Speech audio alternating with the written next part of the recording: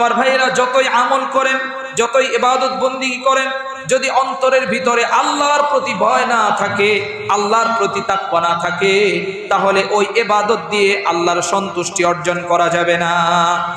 মানুষের অন্তরে এখন হিংসা, মানুষের অন্তরের ভিতরে কৃপণতা। যতই নামাজ পড়েন, হজ করেন, রোজা রাখেন, যতই পর্দা করেন, হিংসা এবং কৃপণতা অন্তর থেকে যতক্ষণ পর্যন্ত দূর না করে ওই জায়গায় তাকওয়া না বসাবেন, ততক্ষণ পর্যন্ত আমল আল্লাহর দরবারে কবুল হবে না। জোরে বলেন নাউজুবিল্লাহ। এই জন্য অন্তরকে ঠিক করতে হবে। অন্তর হচ্ছে পুরো দেহের সেন্টার। এই অন্তরটা যদি রোগাক্রান্ত হয়ে যায়, পুরো দেহটা রোগাক্রান্ত হয়ে যাবে।